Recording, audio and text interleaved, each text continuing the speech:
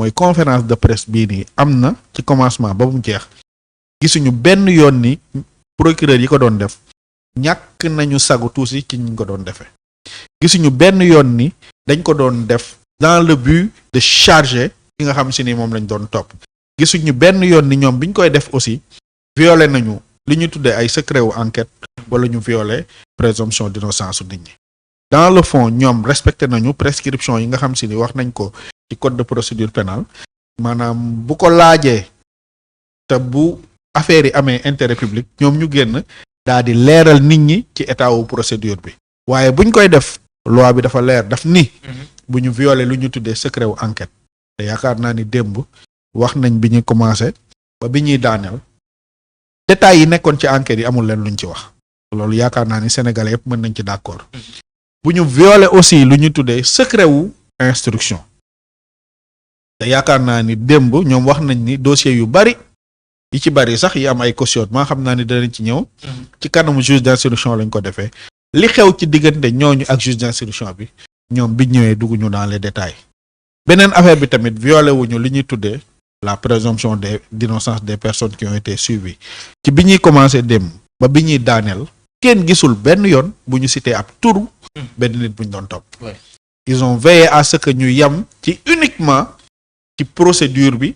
wax lan moo tax ñuy topp sur quelle base la ñuy topp et base wu ci li ñuy doon toppee lan mooy cëslaay bi fan la jógee lii ci rapport Covid-19 beneen bi ñu ngi koy waaju ubbi avec le parquet le PGF ci dossier yi nga xam si ni moom woon ci rapport Cour des comptes bi nga xam si ni jotoon nañ ko def sur la situation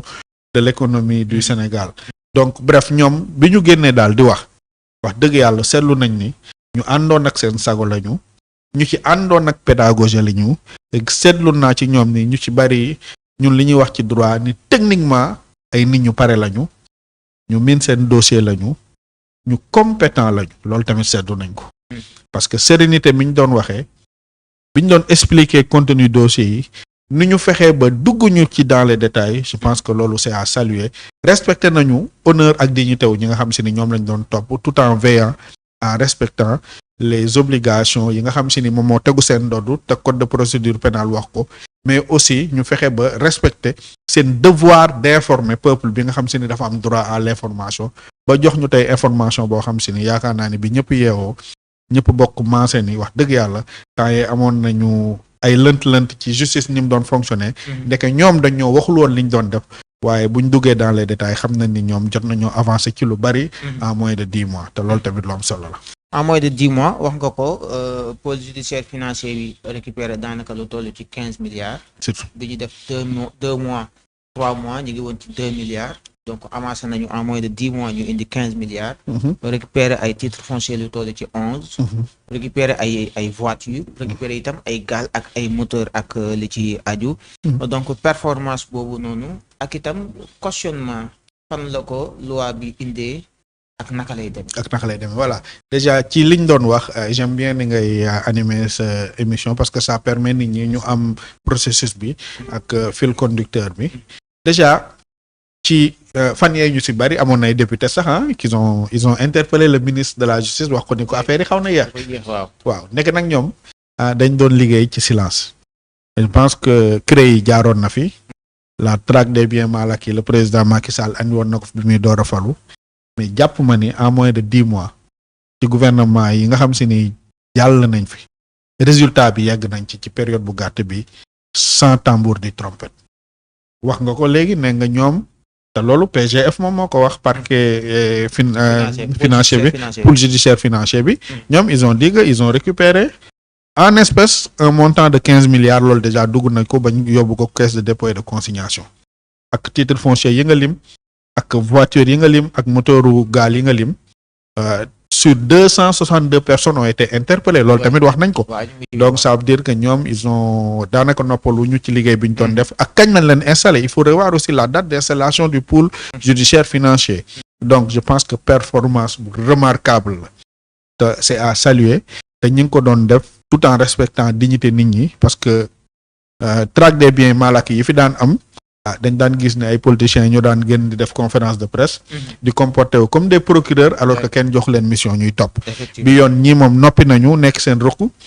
bi ñu njëkkee def joxe information publique bi ils étaient à 2 milliards yow wax nga ko. Et je pense que entre temps lu bari évolué na et fi ñu jëm nii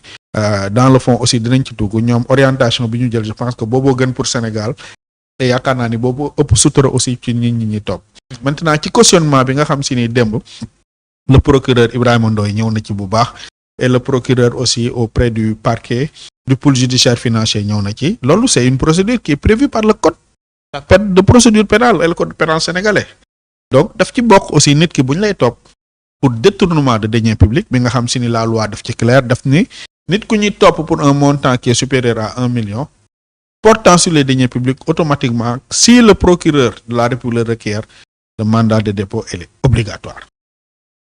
beneen précision mooy nit ku ñuy topp aussi pour détournement de deniers publics contrairement au régime de droit commun la détention provisoire n'est pas limitée dans le temps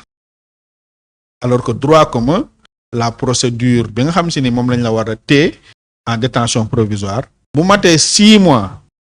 attewuñ la da nga war a am liberté provisoire d'office en matière de détournement de deniers publics amul limitation dans le temps donc mën nañ la téye pour les besoins de l'enquête ci temps bu nécessaire pour ñu mën a élucider affaire bi donc loolu tamit c'est à préciser beneen bi mooy cautionnement bi comme ni ko le procureur Ibrahima Ndoye waxee je pense que moom ci terme yi mu ko waxee moo gën a éloquent sax sama bos c'est prévu par le code pénal donc képp koo xam si ni ñi ngi lay topp pour détournement de deniers publics la loi dafa fixer ay conditions pour nga mën a bénéficier soit d'une liberté provisoire wala d'un contrôle judiciaire et parmi ces conditions yi nga xam si ni wax nañ ko nit ki daal di def lu ñu tuddee daal di consigner le montant bi nga xam si ni moom lañ koy toppee wala un montant plus ou moins égal au montant bi nga xam si ni tey moom la ñu vérifier ni moom lañ koy toppee gannaaw nag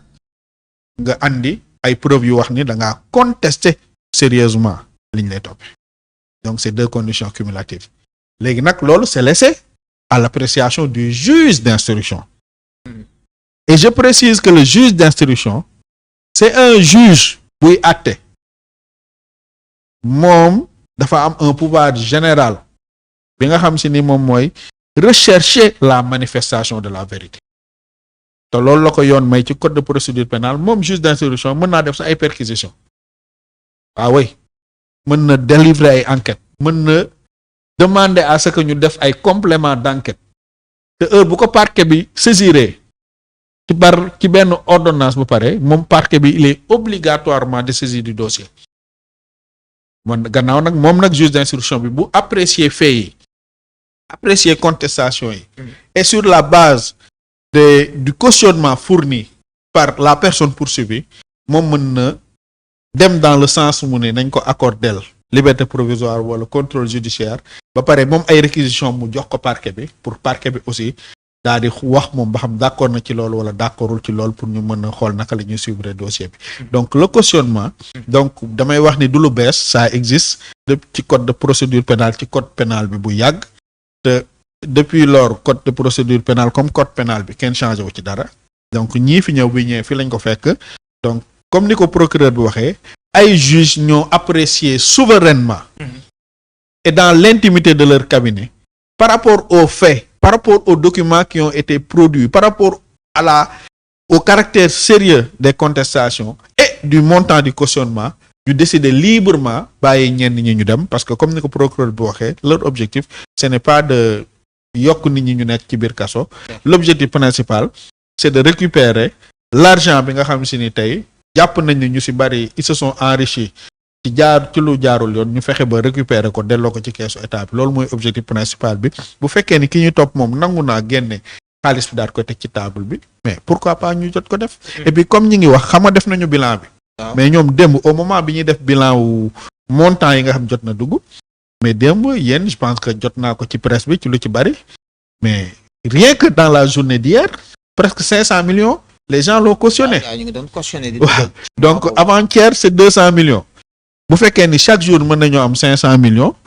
ci fonds Covid bi nga xam si ni tey dinañ ci ñëw dans les détails je pense que bu yàggee tuuti suñu dette publique dinañ ko mën a fay te du jaar ñuy defaat leneen je pense que loolu c'est une très bonne chose et c'est une très bonne tactique et je pense que c'est assez lucide pour ñu mën a gérer yenn situation yi donc bu ñëwee ci cautionnement bi ba tey ci le cas de Farba Ngom waaw xam nga moom aussi joxe na caution liñ ko doon laaj sax da ko far romb. waaw di dem am ñu bari jàpp ne sànq yaa ngi koy wax am ñu bari ñu gis ne ni liñ ko inculpé peut-être moo diis moo tax caution maanaam mu cautionné dara du ko ci génne est-ce que noonu la demee. waaw bon comme ni ko procureur bi nga xam si ni moo nekk auprès du pôle judiciaire financier PGF waxee Abdoulaye Aline Sylla. voilà donc ni mu ko waxee moom mooy déjà l'appréciation du cautionnement dépend à titre principal sur ki moo koy def le juge d'instruction le magistrat instructeur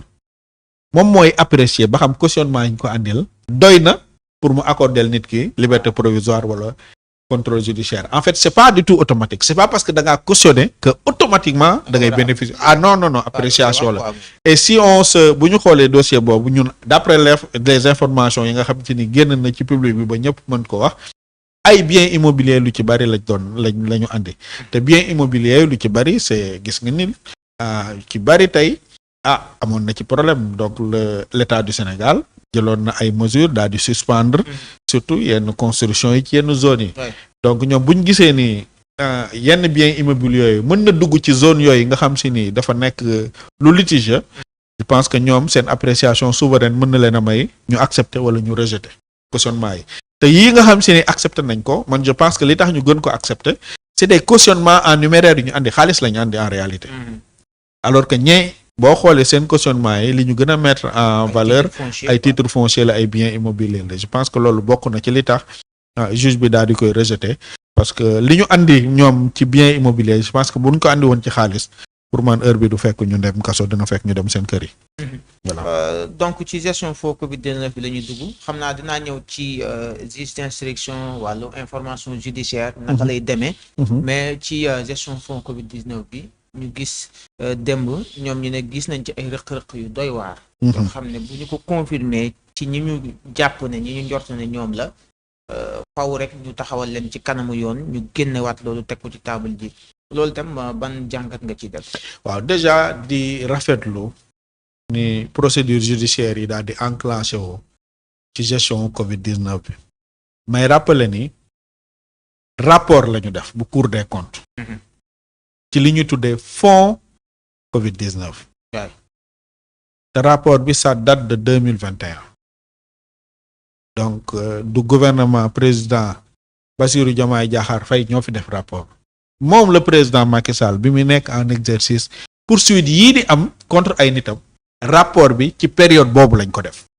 te démb boo leen dégloo le procureur Ibrahima Ndoye nee na moom bi mu ñëwee ba def état des lieux constaté na ni procédure yi nga xam si ni ñoom ñu ngi koy enclencher nii enquêtes yi defoon nañ ko bu yàgg dañ ko tegoon xëy na boobu amoon na benn kudd bu mag buñ ci tegoon waaw conc boobu moom diisoon na loolu moom moo bloqué woon affaire yi ça veut dire que donc enquête bi dik defoon na ci lu ci bari rapport bi defoon nañ ko ba noppi te ñaar yooyu yëpp bi muy am le président Bassirou Diomaye Diakhar Faye nekkaguloon président de la République du Sénégal ça il faut le préciser parce que nit ñi ko leen bàyyi tuuti ñu xaw a réeral xelu nit ñi ci loolu. donc moom bi mu ñëwee daa ñëw fekk dossier nee na am na rapport yoo xam si ni def nañ ci ay rapport d'enquête yoo xam dañ ci defaat sax rapport pour gën ko mën a leeral. donc moom bi mu ñëwee conc bi lañ tegg rek justice daal di def li mu war a def. maintenant fonds Covid-19 dafa nekk fonds boo xam si ni bu ñu rappeler aussi historique bi moom mooy fonds la bu ñu développé woon pour lutter contre la Covid-19 ñëpp xam nañ ni pandémie boobu tiitaloon na àdduna bi yëpp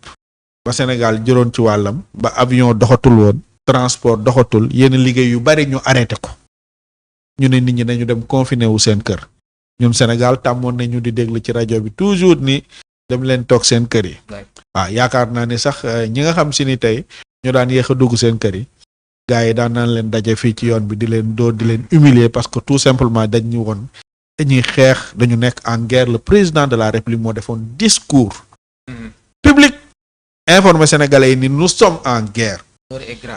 L'heure est grave moom moo ko waxoon donc guerre lañ doon def ci terme guerre lañ nekkoon léegi nag guerre boobu soxla woon ñu am budget